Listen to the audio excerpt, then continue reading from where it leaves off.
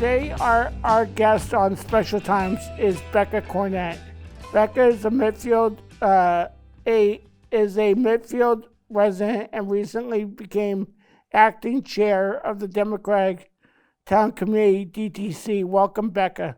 Hi, thank you so much for having me. You're welcome. When did you move to Medfield, and what you like best about Medfield? So I moved to Medfield in 1994 in September. So I'm coming up on my 30th anniversary of being in Medfield. And I think Medfield has been, for our family, a really great place to raise a family. The community is very tight-knit. The schools are wonderful. In particular, my kids are into art, and they're also very into sports. And I think both of those areas within the schools was really great for them. The art department in particular is pretty incredible for a public high school. So that was really great for my kids. And I just love the way people kind of step up in times of need. If someone is ill or if someone is hurt or, just needing support, people in this town tend to come together and help each other out, which is great.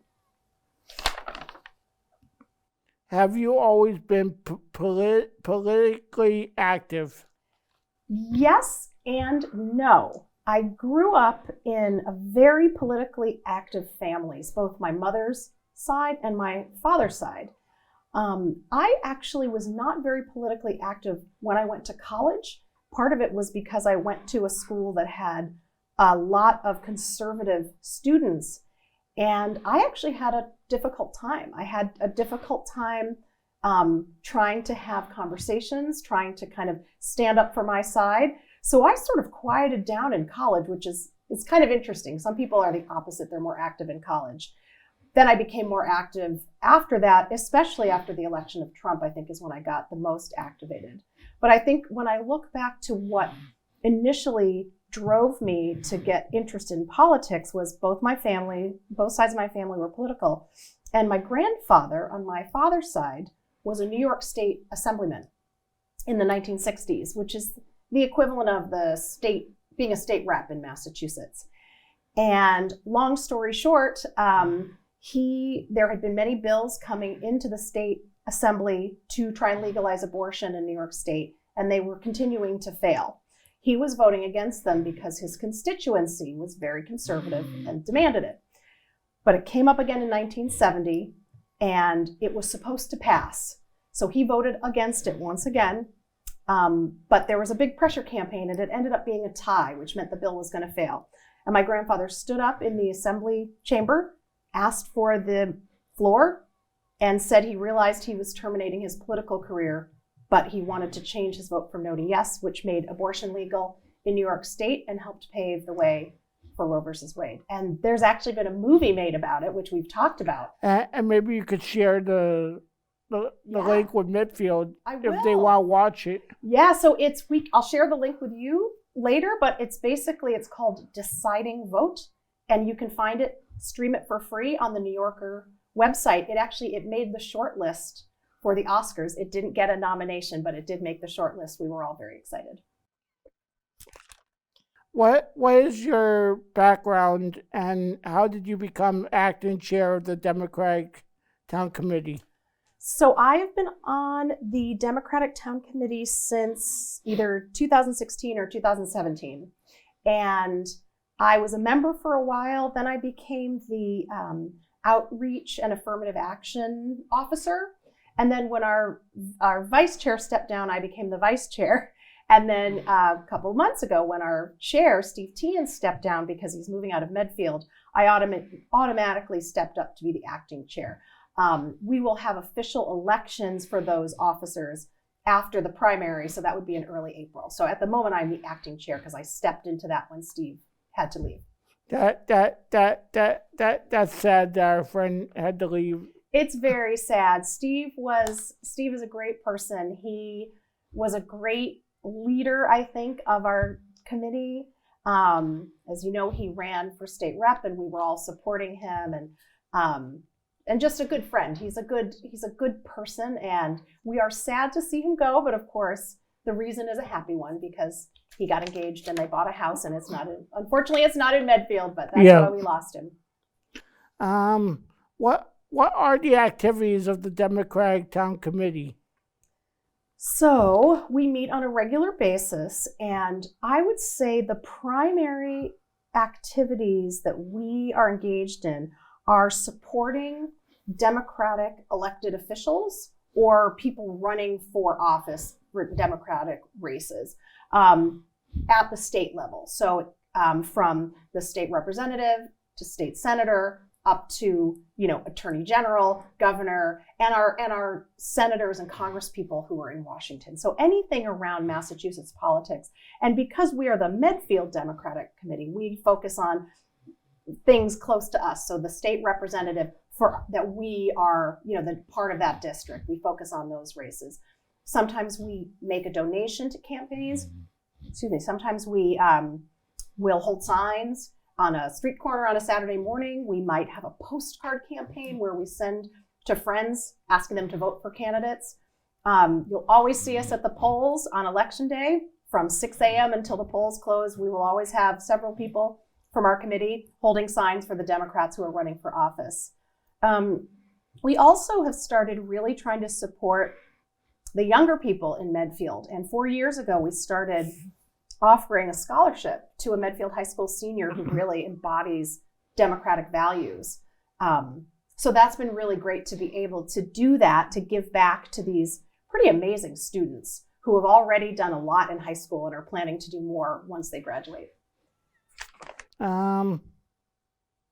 Do you belong to any other political or non-political groups?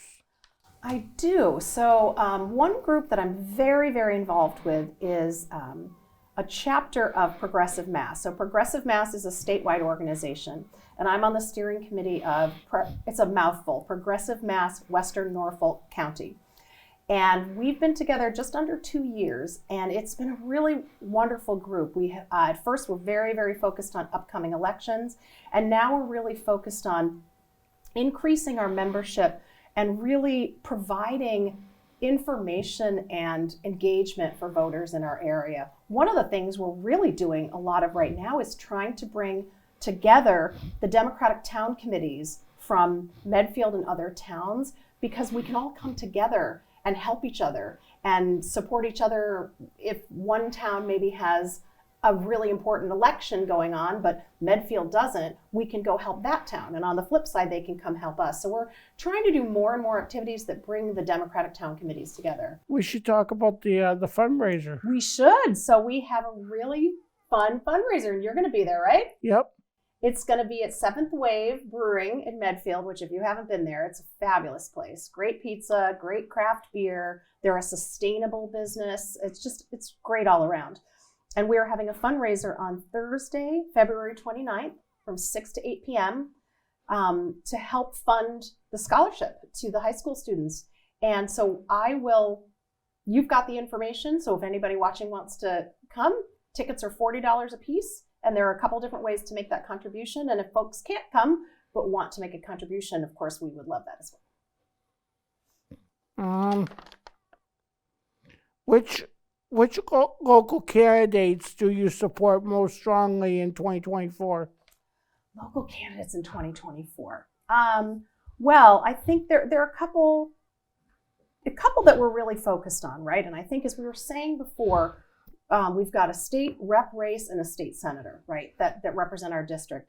As you know, Medfield is kind of, we're split in half for our state rep. You're on the side of town that is represented by Denise Garlick, who's a Democrat. And I love her, even though she doesn't represent my half of town. So I will always support Denise Garlick in her race, even though she isn't technically my state representative. So I don't know if she's going to have somebody running against her. She may be running unopposed, but we'll still support her with fundraising and sign holding and all that kind of stuff. For the other half of Medfield, this is a seat that has been Republican for a long time. This is the seat that Steve ran for in the primary last time around. We are really trying to flip that seat blue. Kevin Calcutt, who won in the primary, is running again against Marcus Vaughn, who's the incumbent. And so we will be working very hard on that race as well.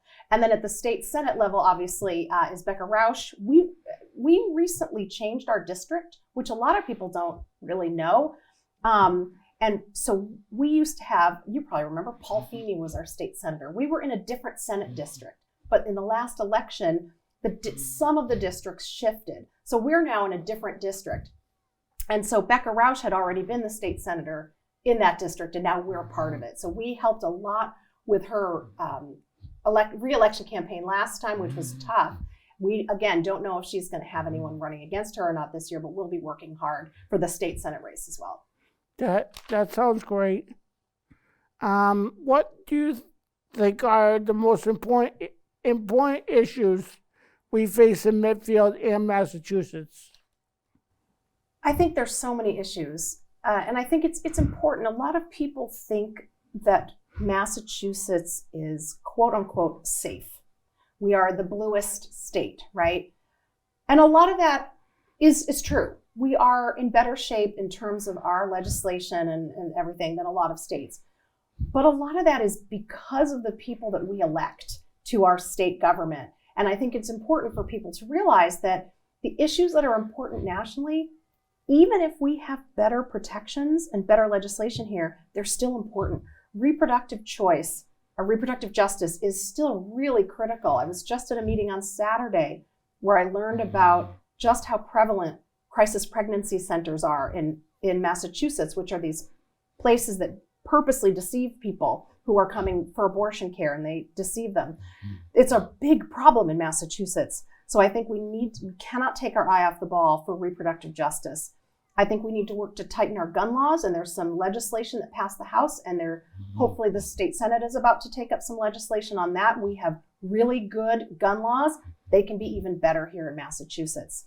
Yeah. And you should think about coming to our special needs event at the State House on March 6th, the Legislative State House reception. Oh, what is it? Is it like a lobby day? It's for special needs people to advocate for services like DDS and for the state budget, for advocacy.